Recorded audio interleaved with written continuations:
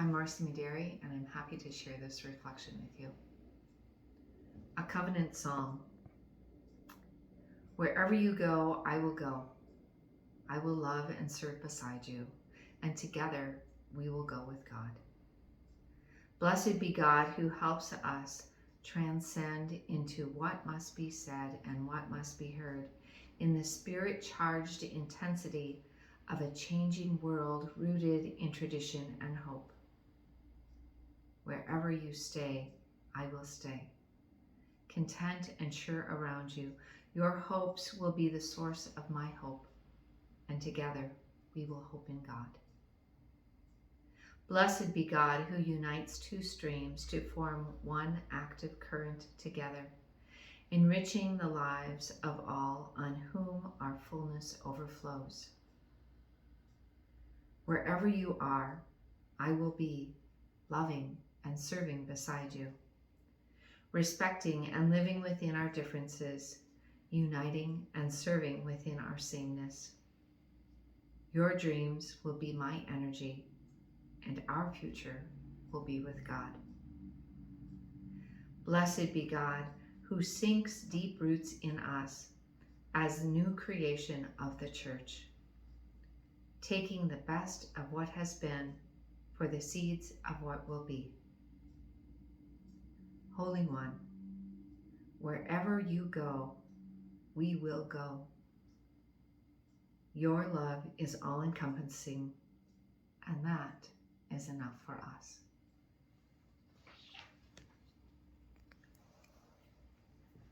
A reading from Genesis. The Lord God said, "It is not good for man to be alone. I will make a suitable partner for him." So the Lord God formed out of the ground various wild animals and various birds of the air, and he brought them to man to see what he would call each of them. And whatever the man gave them the names, that is what they called him. The man gave names to all the cattle, all the birds of the air, and all the wild animals, but none proved to be the suitable partner for the man. So the Lord God cast a deep sleep on the man, and while he was asleep, he took out one of his ribs and closed up its place with flesh. The Lord God then built up into a woman the rib that he had taken from the man. When he brought her to the man said, "This one at last is bone of my bones and flesh of my flesh. This one shall be called woman, for out of her man this one has been taken." And this is why a man leaves his father and mother and clings to his wife, and the two of them become one flesh.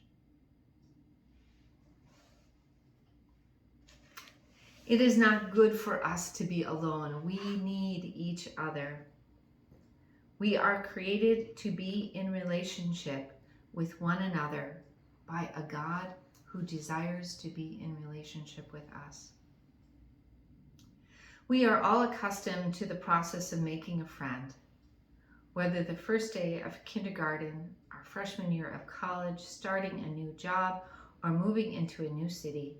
We have all experienced the stilted conversation, the long moments of hard work to try to find something we have in common with this stranger standing before us.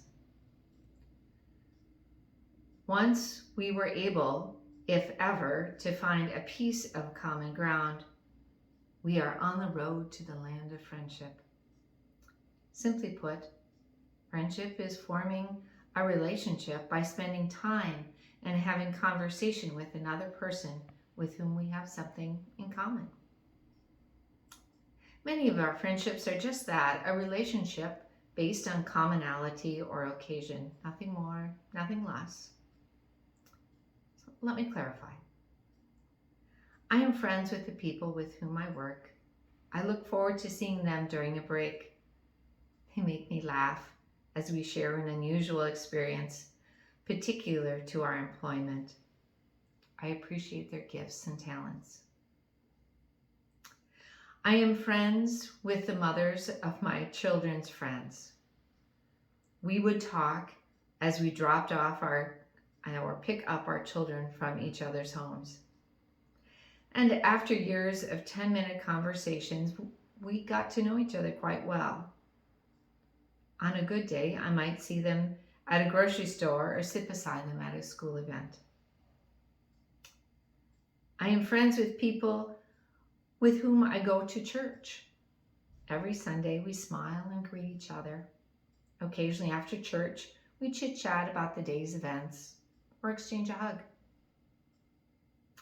I am friends with people in my yoga class. Even though words are not exchanged, sitting still, balancing on one leg, trying to move with a modicum of grace while physically close to the same people over time creates a comfortable way of being with each other. While these various people are good and kind and I enjoy their company, our friendship may not hold or sustain if the occasion is removed. If I would take a different yoga class or quit my job or start attending a new church, our paths would not cross regularly and our friendship would naturally wane. Please do not misunderstand. I'm not saying these kinds of relationships are bad or inferior. They are simply different from a spiritual friendship. So what am I talking about when I use the term spiritual friendship? Let me begin by clearing out cobwebs of what it is not. A spiritual friendship is not just being with a person to say a novena, sing a hymn, or sit in meditation. It does not need a particular religious practice to qualify as one. And while spiritual friends may choose to do one of these things together, a spiritual friendship is deeper. It is not about what people do, but about who people are. Spiritual friendship is not about finding two things that look alike and matching them up. Because spiritual friendship deals with our interior life, the external trappings of spiritual friends may not make sense from a societal point of view. People who share on a spiritual level may be very different from one another. One might be tall, the other short, one thin, the other heavy, one white, the other a person of color. These kinds of friendships transcend age, gender, sexual preference, and geographic location. It is not about what people look like, but the connection that forms between them. In her book, Spiritual Friendship of Women, Joan Chittister describes spiritual friendship as opening ourselves to the care, to the wisdom of the other. The love of friendship is the love that holds no secrets, has no unasked questions, no unspoken thoughts, no unanswered concerns. Friendship extends us into places we have not gone before and cannot go alone.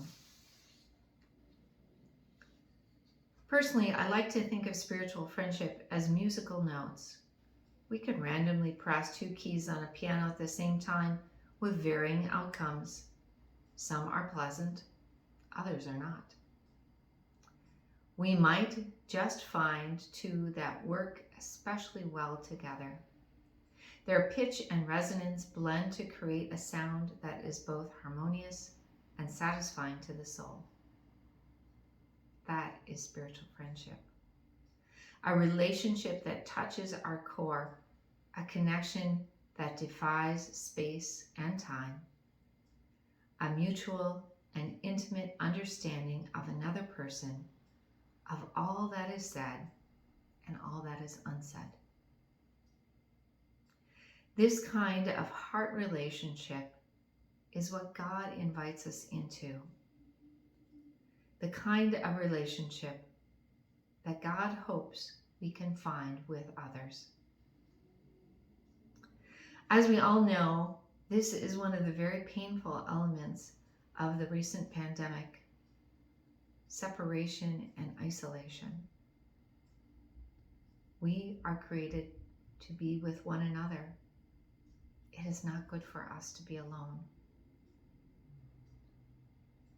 So knowing this and knowing how others suffer and struggle, I must ask myself some questions.